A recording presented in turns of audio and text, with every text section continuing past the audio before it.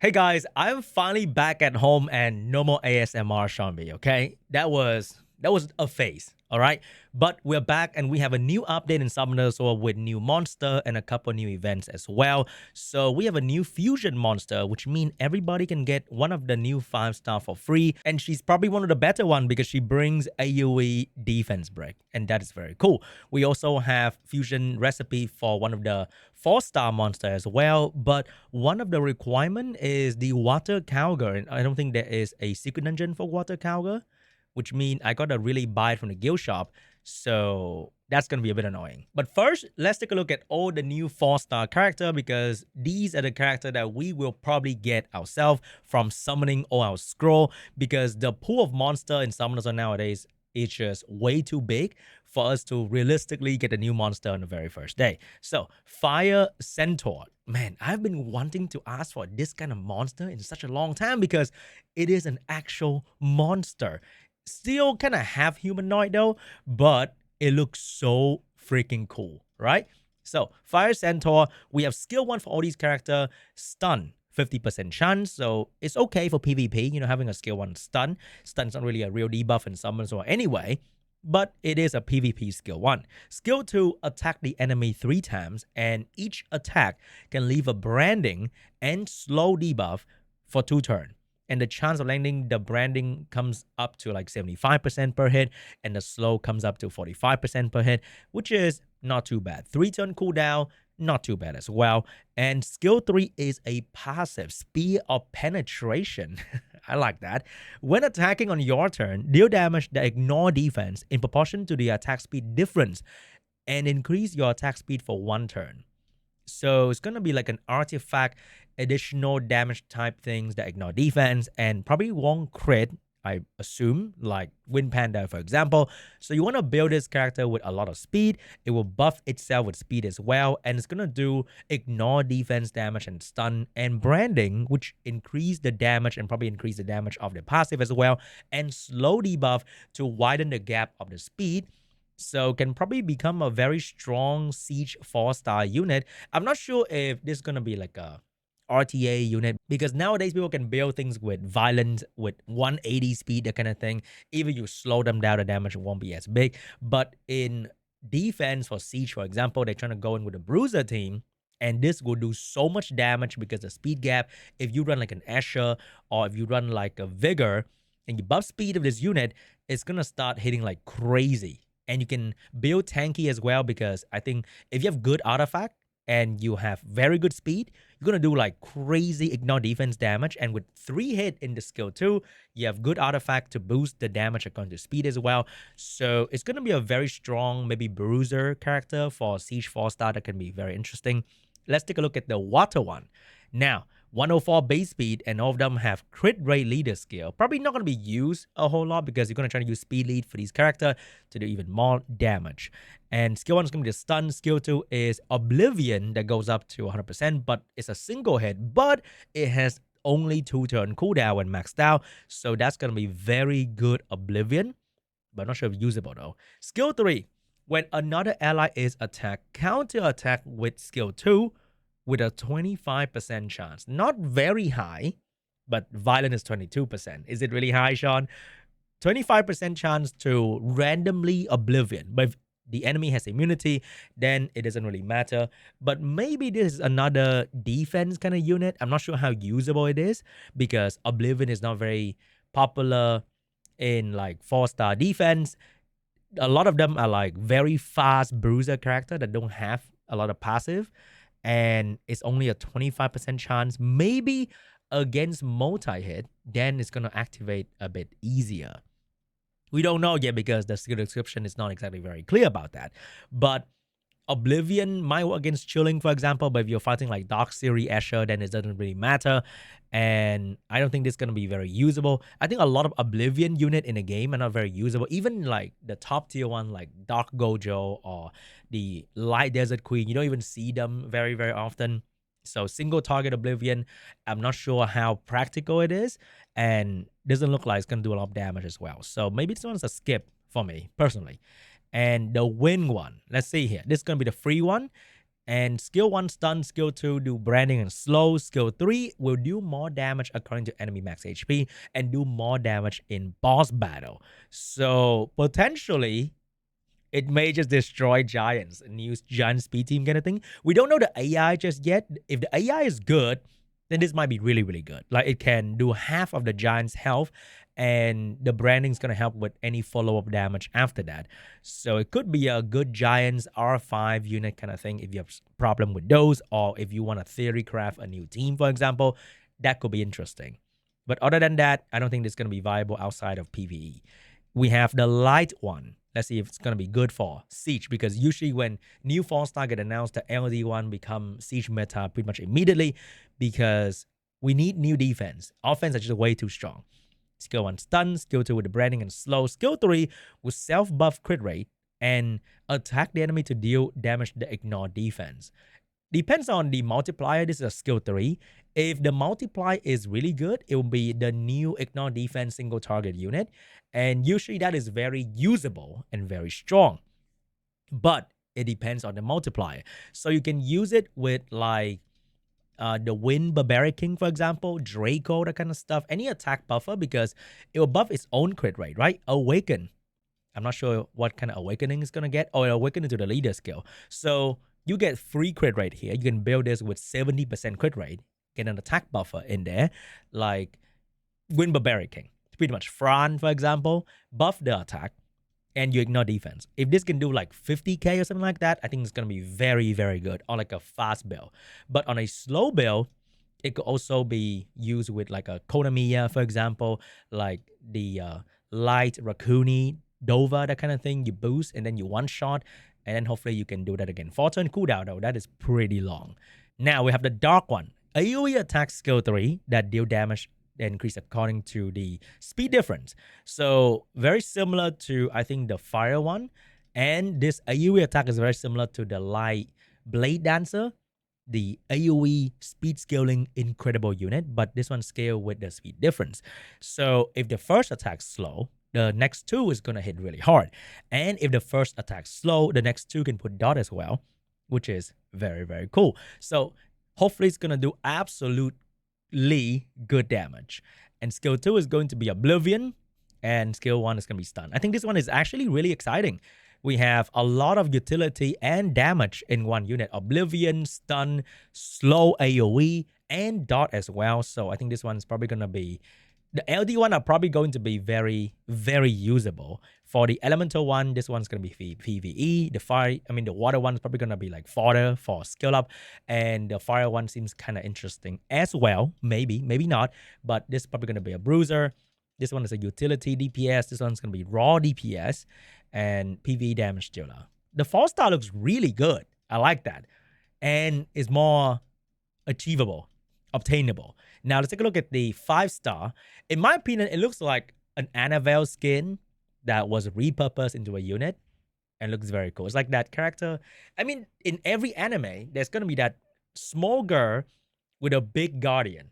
We have seen that in so many anime series. There's going to be that one girl that just summons something giga huge, and that is the guardian something something. All right, fire. They all have 99 base speed. Oh, this one awakens to speed. They all have 99 base speed, which is kind of sad. But this one has a speed lead. Skill 1, glancing hit. Ooh. I'm not a fan though. Skill 2, AoE attack stun with a 50% chance. But if the target has a harmful effect, stun with a 100% chance on a 3-turn cooldown. It's just AoE stun. And it's not guaranteed. And it's not even 100% chance to activate. So you cannot even use this as like the first follow-up. Let's say you run an AoE strip that doesn't have like an extra debuff on it, or you didn't land any extra debuff, then you use this as an follow-up. You can't do that because only 70% chance you're going to cry. It's not multi-hit. But if you strip into a debuff, like a dot or slow, that's going to be way better. But then AoE strip nowadays, the only one that we see a whole lot is either going to be Heigang or Gianna. So if you bring in Heigang, you might get a glancing debuff over there, and then you can follow up with a stun. But we all know that. Single target, single hit? Nah, it's not going to land that easily. Skill 3. Ooh, it's a passive, very long passive. When you take fatal damage, all debuff are removed and only the arm will remain. And then use Rending Claw on all enemies when you gain a turn. Interesting. While in the mechanical frame state, you gain immunity against inability. Oh, only inability. You can attack down, you can slow, but you cannot be defeated. Oh, interesting. But you will die once the effect ends. So you can't stop it from hitting you. You can weaken it, but you can't stop it. It will get a turn eventually and AoE stun you. That is kind of interesting and can be revived as well, probably. So when she die, and she doesn't die, the arm remains and will stun AoE. I think this is going to be a fun sort of arena defense monster because we have a fire speed lead here. You know, you need that. You take away Vanessa, for example. You cleave the enemy. One of them survive, and this thing survive for sure, right? And whatever survive, let's say Camilla or Byung-chun, it will survive and do stuff. And this will AoE stun so that the Camilla will live even longer. That is kind of interesting. That is kind of interesting. I wonder how good it can be. It's going to be like a full damage rage build, and it will slap the shit out of you. You can't stun it. You can't kill it. That's like an arena defense monster right there. It's gonna make fun of low ranks attacker. That's for sure. Like maybe high rank attacker, you can kill everything, but the arm, and then it will stun you for 2 turns, and it's gonna disappear. Not a big problem. But if you fail to kill just one target and this thing, it will be a little bit tricky. There is a cooldown, so I'm not sure if Zyros gonna reset that, right? If Zyros land a reset, does it go away altogether? I don't know just yet, but that is kind of fun. The water one, Cecilia, skill 1 glancing, skill 2 with a stun, skill 3, oh, this is the free one, AoE defense down, all 3 hit, 100% chance per hit. Now that is the consistency that I like. Increase damage dealt by 15% for each harmful effect granted on the enemy. Oh, debuff scaling, that might improve the AI. So maybe we can build it with like AoE something, and then it's gonna always do the follow-up. I'm not too sure. That might be interesting. But is there an AoE unit that always AoE and always lands some sort of debuff? So that, like Clara, for example, right? But then Clara's not a dungeon unit. I'm not sure, but that looks like something that you can probably put into dungeon as a finisher, like an AoE finisher, like a Julie type shit. I'm not too sure, but that sounds like it. And for PvP, having an AoE defense down skill is already a very, very good thing. Now, let's take a look at the win one. Daisy. Oh, that's my wife's nickname. I gotta pull her now. Please. We got stun. I mean, not stun. We got glancing. We got attack the enemy 2 times. The first hit will strip with a 100% chance, all deep, all buff. And the second hit will defense down with a 30% chance and increase cooldown time by 1 turn. Only 1 though. Violent proc will ruin it with a 30% chance. Go up to 50. So the strip is sort of consistent, but the death down and increased cooldown time is very inconsistent because only the second hit will apply those things. Remember, every single unit that they introduce is always in like a half-baked kind of state, which means in the future, they're probably going to change this to like double hit, decrease defense, and increase cooldown time because it's only 1 turn. It's not even that good, increase cooldown time. So that sounds like a single target strip. But then it has very good base speed. It could be like a turn 1 contest kind of thing. So if you use segment, you can use this because segment strip into reset, this thing strip into reset and defense down. It's just like shitty ass chance. Like if you hate segment, you hate this even more. Definitely not a turn 1 contest unit because there is such a good chance you land shit. You land fuck all. Skill 3, attack all enemies to decrease duration of beneficial effect by 2 turns. Oh, that I like. Okay, that's an AoE strip and anti-cleanse. Dude, we love anti-cleanse in this household. So AoE strip, AoE anti-cleanse, and then we have defense down, we have stun. Very, very good unit overall, but definitely not a speed contest unit. Kind of remind me of Jongnam, like a AoE single target and a skill 1 something. Yeah, kind of remind me of Jongnam. I'm not sure if glancing hit really means something though, but maybe a very good unit against Shiho. Something like that, right? because you can strip She-Hulk right here with the skill 2, and then you put glancing, and then She-Hulk becomes shit. But overall, good base stat, good speed awakening, attack lead that nobody's ever gonna use, maybe. But overall, very good unit. AoE strip, another lolly character that can AoE strip with speed awakening. Okay, buddy. But I'll take it. Seems like a very good unit. I want that. Christine. Christine will have glancing, will have strip, defense down. When attacked by enemy, decrease your bar first in proportion to the HP to be lost. You get attacked and you lose attack bar. I thought we are in the future now where we have a ragdoll for everything. But now, when you get attacked, you lose attack bar on your own. The fuck? But then recover HP of all allies by 15% at the start of your turn. So it's a free heal every single time this unit move. No cleansing. When we know that if unit can heal really well, but there's no cleansing, it just doesn't really do anything. For RTA. For Gil can still be used though. We have HP lead. We have heal every turn, I guess. Like, is that really good? Because we do have a unit like that is in a 4-star family. So recover the ally with the lowest health by 15% of your HP every turn. And cleanse. Even though it's not like a full AoE heal, but she doesn't lose attack bar. She cleanse. I'm not sure what this one. And then the skill 2 is like a aggressive support kind of build thing. But then there's like a defensive unit kind of thing. I'm not sure, man. Like, what's up with the decrease your attack bar? So if you take a lot of damage, you will just lose all your attack bar. Does it bypass immunity? Like, what the fuck is that? I don't understand. Someone with a giga brain need to enlighten me in the comment section on how good Christine is. Because I just don't see it. Now, at least we have the AoE stun, we have the glancing, skill 3, limit drive. Damage taken from enemy attack is decreased by 50%. Ooh, it's gonna be very hard to one-shot this character. And it's not very tanky. But it is increased by 10% for each harmful effect granted on yourself.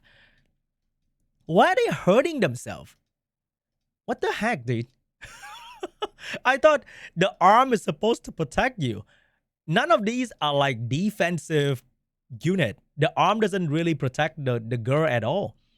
I don't get it. I mean, here we have damage reduced, but it's only for her, and it can also work not in her favor for some reason. If your HP is 50% or below when attacking an enemy on your turn, use the same skill on the enemy once more. Oh, so if she's low health, she can AoE stun and then AoE stun. Make the skill 2 a multi-hit, which can be very fun. Or the skill 1 hit twice, which is not very exciting. But like, I don't know though. 50%, that's very good. That's very good, not gonna lie. But you can still eat every single debuff, and debuff is just the name of the game. You eat like slow glancing, you take more damage, and you die. I'm not too sure about this one though. You can stun it. It feels like it could be very cool, but attacking twice with no damage bonus and no death downs to do more damage, no way to really boost your damage in any meaningful way, and you could take more damage. That's like very weird. Overall, I only like Daisy and Cynthia. This one is free, so whether you like it or not, you're gonna get it and looks usable. The LD one looks kind of lame though, I'm not gonna lie. Why are they making LD5 just not very exciting, right? Why are we stuck with LD5 to LD5 that are just not good? Except for this guy. This guy is absolutely insane. But like, this guy is still not good. And this guy's okay though. I don't know. Why are we getting more hmm